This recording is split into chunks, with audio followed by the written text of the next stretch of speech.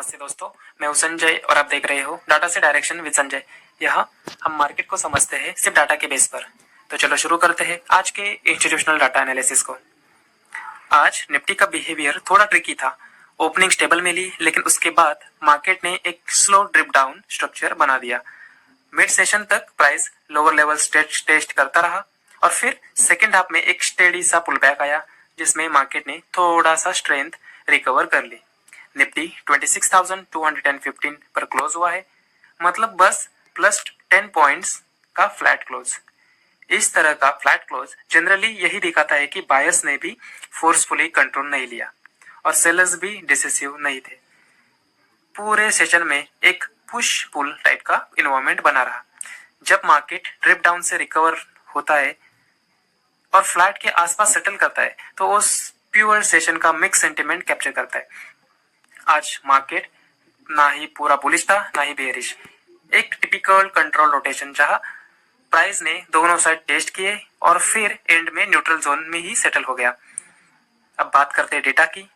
आज का institutional data काफी इंटरेस्टिंग है क्योंकि फ्लोज वन साइडेड नहीं है, पर जब पैटर्न को कनेक्ट करते हो तो अंडरलाइन टोन क्लियर हो जाती है।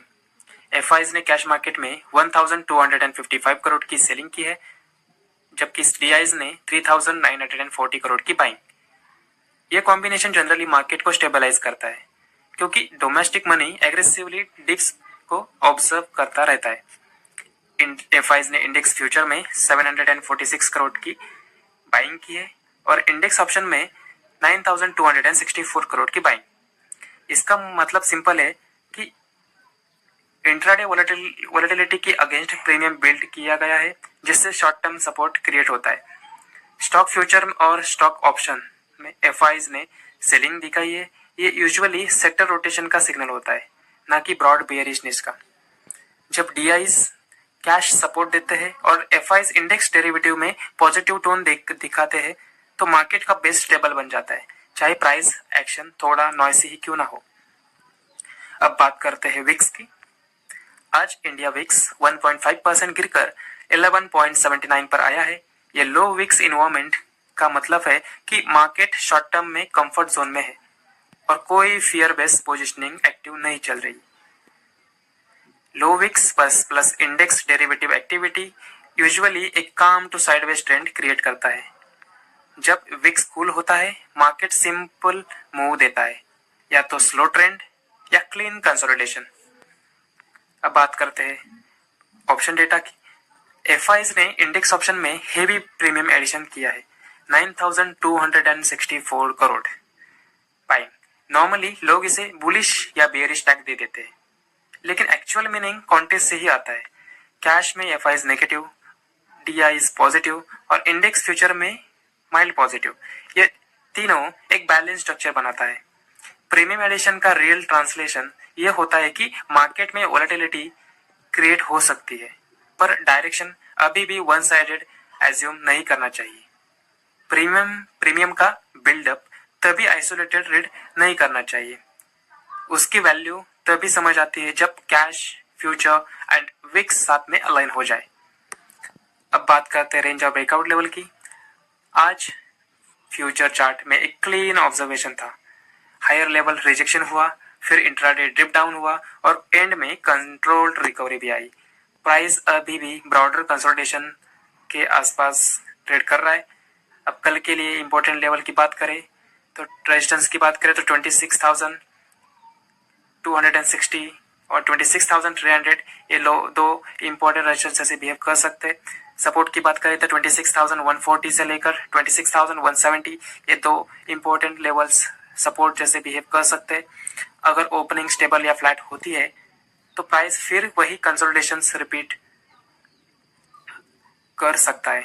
अगर गैप अप थोड़ा मीनिंगफुल होता है तो अपर लेवल्स टेस्ट हो सकते हैं। ब्रेकआउट कभी क्लोज से डिसाइड नहीं होता, उसकी स्ट्रेंथ नेक्स्ट सेशन के ऊपर ओपन बिहेवियर से ही क्लियर होती है। आज data exact tug of war जैसा था। डीएफआईज ने कैश में सेलर है, डीआईज स्ट्रॉन्ग बायर है, एफआईज इंडेक्स डेरिवेटिव में पॉजिटिव है और स्टॉक डेरिवेटिव में नेगेटिव है। ये मिक्सचर सिक्की जैसा लग सकता है, लेकिन एक्चुअली ये मार्केट को स्टेबल बनाता है, क्योंकि कोई साइड एक्सट्रीम कन्विक्शन में नहीं है। जब फ्लोज बैलेंस होते हैं तो मार्केट प्रेडिक्टेबल होता है, चाहे मूव स्लो हो, स्ट्रक्चर क्लीन होता है। अब बात करते हैं सेक्टर वाइज व्यू की। आज सेक्टर में मिक्स्ड टोन देखने को मिली। मीडिया सेक्टर और फाइनेंस सेक्टर में थोड़ा पॉजिटिविटी देखने को मिली। आईटी सेक्टर भी थोड़ा पॉजिटिव साइड ट्रेड कर रहा था। रियलिटी सेक्टर, एनर्जी सेक्टर में थोड़ी सेलिंग प्रेशर फेस कर रहा था। ऑटो सेक्टर में भी सेलिंग प्रेशर फेस कर रहा था और मेटल सेक्टर थोड़ा न्यूट्रल था। इस टाइप का रोटेशन यूजुअली कंसोलिडेशन डे का हॉलमार्क होता है। मार्केट जब सेक्टर वाइज रोटेट करता है तो ब्रॉडर ट्रेंड पॉज में चलता जाता है और मूव डाटा डिपेंडेंट बन जाते हैं। अब कल के लिए हम क्या एक्सपेक्ट कर सकते हैं? कल मार्केट का बिहेवियर डाटा के हिसाब से न्यूट्रल टू माइल्डली पॉजिटिव लग रहा है। लो विक्स इन्वायरमेंट एक्टिव है। टीआईज ने स्ट्रॉन्ग बायर हुए की है और एफआईज इंडेक्स साइड पर सपोर्टिव टोन में है। अगर कल फ्लैट ओपन मिला तो कंसोलिडेशन रिपीट हो सकता है। अगर माइल्ड गैप अप ओपन हुआ तो मार्केट अपर रेजिस्टेंस टेस्ट कर सकता है। और अगर गैप डाउन ओपन हुआ तो डीआईज बाइंग के कारण इंट्राडे रिकवरी का चांसेस ओपन हो जाएगा। तो दोस्तों, ये था आज का टाटा से डायरेक्शन एनालिसिस। अगर आपको वीडियो इंफॉर्मेटिव लगा हो तो लाइक जरूर करें। मैं हूं संजय, मिलते हैं नेक्स्ट टाटा के साथ। तब तक के लिए स्टे डिसिप्लिन, स्टे फोकस।